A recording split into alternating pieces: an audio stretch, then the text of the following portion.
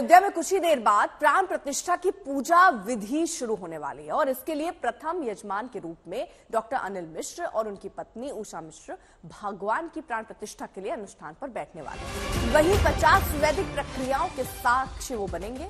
पूजा विधि के लिए यजमान सरयू जल के साथ 10 प्रकार के स्नान लेंगे, जिसमें गाय के दूध, दही, घी, गोबर, गौमूत्र, भस्म, कुशोदक, कुश मिला हुआ एक जल पंचांग से स्नान करेंगे। आज ही रामलला की प्रतिमा का कर्मकुटी संस्कार होगा। मूर्तिकार अरुण योगीराज भगवान की प्रतिमा समर्पित करने से पहले अंतिम रूप देकर आग्रह करेंगे कि कोई कमी हो तो ये बताएं, जिसको दूर किया जा सकता है। भगवान को सरयू से स्नान कराने के बाद आचार्यगण नेत्रों पर पट्टी बांधेंगे, जिसको 22 जनवरी को खोला जाएगा।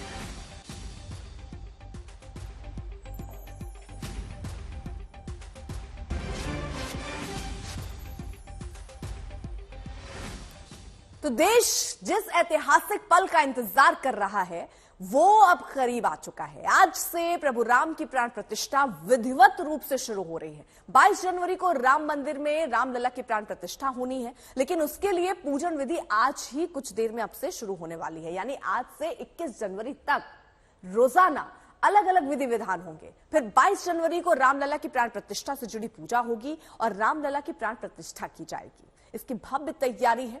यजमान का क्षौर कर्म होगा, तो आज का ये पूरा विधान है। गोदान और कर्मकुटी होना है और एक तरीके से ये पूरी प्रक्रिया का हिस्सा है और ये अनवरत अभी चलने वाली है 22 तारीख तक, जिसकी शुरुआत आज से होनी है। यजमानों का प्रायश्चित कर्म भी होना है।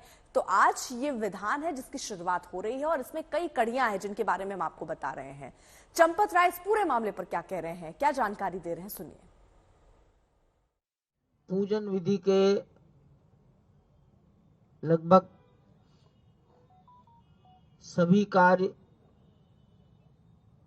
21 जनवरी तक चलेंगे।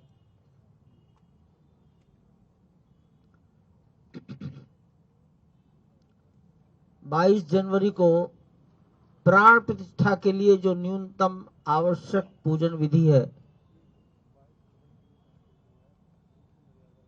वो होगी। जिस प्रतिमा की प्राण प्रतिष्ठा होनी है वो आप सब जानते हैं पत्थर की है।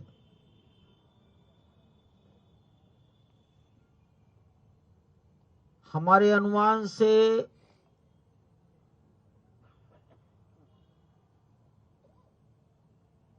150 किलो से 200 किलो के बीच में उसका वजन होगा।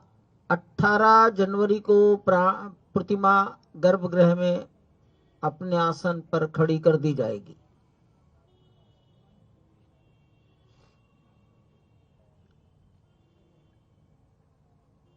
जिस प्रतिमा की प्राण प्रतिष्ठा होती है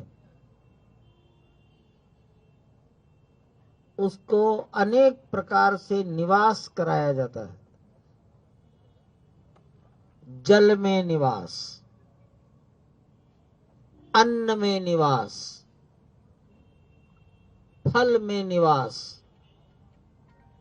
औषधि में निवास, घी में निवास, घृत, ऐसे अनेक प्रकार के निवास कराए जाते हैं। इसको पूजा पद्धति की भाषा में अधिवास कहते हैं।